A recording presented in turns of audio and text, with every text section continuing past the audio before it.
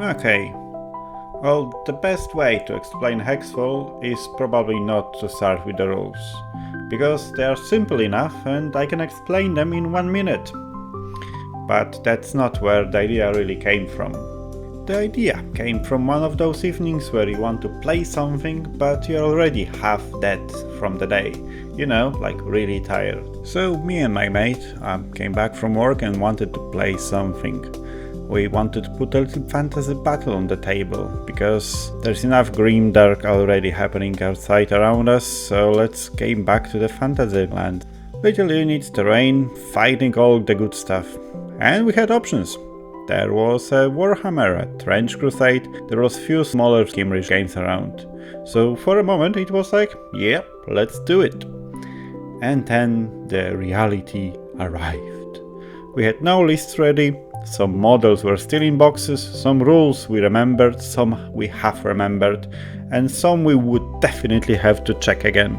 Then the terrain, measuring, special abilities, whatever the newest updates change, and all those little situations where someone says, wait, I think this works differently now. And none of that is terrible, that's part of the game, but that evening it just killed the idea. We looked at all of it and basically went, yeah, maybe not. And that stuck with me a bit. Because in reality I do like wargaming. I'm not making Hexfall because I hate miniature games or because I think they're wrong. I like the models, the tables, the armies, the ridiculous amount of effort people put into it. Hell, I'm one of them. When I have the time and energy, I enjoy the whole thing. But I do not always have the time and energy.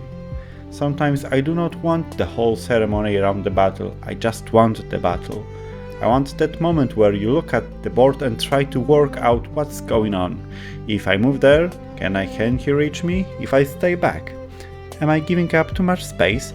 If I go after this important piece, am I leaving mine open? That is the part I really like. The little back and forth between two people trying to read the same situation. One person sees trap, the other person maybe sees it too late. Someone moves one piece into a slightly wrong place and 30 seconds later it matters. That was the thing I wanted to keep. Not the whole lifestyle around it, not the long setup, not the army list before the game, not the give me 5 minutes, I have to check it in the rulebook. Just the bit where the table becomes interesting, more testilated if you like. Not worse, not a replacement for a big game, just smaller. Battle you can actually get out on normal evening. Yep, so the basic idea is that both players have an army made from tokens. Those tokens go into the bag. And during the game you draw from that bag. Some of that will be fighters, some will be champions, some will be fight tokens, some will be utility pieces that let you move things, block things, push, pull, place smoke, set traps, and generally make a board annoying for the other people. And the goal is simple, keep your champions alive and get rid of enemy champions. That is the whole center of the game. And because the game is on hexes, a lot of the usual fiddly stuff disappear. There's no measuring at tiny distance and wondering whether something is just in range. You are either in the hex or you are not. That sounds small, but it changes the feeling of the game a lot. It keeps the table moving. Each turn starts with a free move before you draw your tokens. I like that part because it gives you the tiny bit of commitment before you know what the turn is going to become. You might move forward because you think you can apply a pressure. You might pull back because your champion is looking a little too easy to reach. You might move one fighter just to stand in the way. Or you might do nothing, draw your tokens and then immediately think, if I had moved one token earlier, this would have been horrible. That happens, and it is exactly the sort of thing I like it in the game. Not a massive disaster, just a small decision that suddenly has consequences. Then you draw your tokens.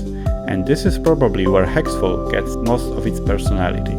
You're not sitting there with a perfect menu of options, and you don't get to decide exactly what kind of turn you are having. The games give you few tools and you have to make something out of them. Sometimes it is obvious.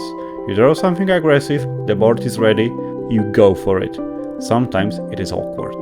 You draw something that does not look useful, and for a second you think there is nothing there. Then you stare at the board a little longer, and realize you can block a road. You can pull a piece out of position, or put smoke somewhere annoying, or force your opponent to protect something instead of attacking you. You grab the initiative. That is the part I wanted, not randomness from when your plan disappears, more like randomness that gives you a situation to solve. That is also why I did not want attack rolls. I know dice are a huge part of a lot of games, and I'm not saying they are bad. Dice can be fun, and they create drama, they create stupid stories, and sometimes that is great. But for this game, I wanted something else. I did not want to spend a turn setting up good positioning, catch the opponent in the right place, start the fight at the right moment, and then have one bad roll say, nope, actually, not gonna happen. In Hexfall, the uncertain part is getting the tools. Once you use those tools, well, the game does not ask the dice whether you deserve the result. So the important question is not, did I roll it well? It's more like, did I put this piece where I needed to? Combat comes from the board state. If you put slow fighters in front of something faster and nastier, that is probably going to hurt. But maybe you did it on purpose. Maybe you needed to block that road. Maybe you were buying time for your champion. Or maybe you just missed the danger. Either way, it came from what happened on the table. And that is where I wanted the game to care about. Where things are. What is exposed, what is blocked, what can reach what your opponent probably wants to do next. The battlefield changes quite a lot as you play. It's not just flat board where units slowly walk into each other. Utility tokens let you change the space. A path that looks open can be closed. A safe looking position can become awkward. A champion who seems fine can suddenly have a problem because one piece moved. Or one road got blocked. Or one trap appeared in the wrong place. So, even though the game looks simple, the board can become messy in a good way. Not messy like I need to read the 3 pages to understand what is happening. Messy like I can see 5 things I want to do and I only have time to do 2 of them. That is the kind of tension I enjoy. And because the game is not huge, mistakes do not feel as painful. You can make a bad move, you can lose a fighter, you can expose champion and regret it immediately. That can absolutely happen. But you're not stuck in a doomed 4-hour battle because of one early mistake. You keep throwing, you keep moving. You get chance to recover. Sometimes you are forced to change plans because completely something different happened on the table, which honestly is one of the best parts.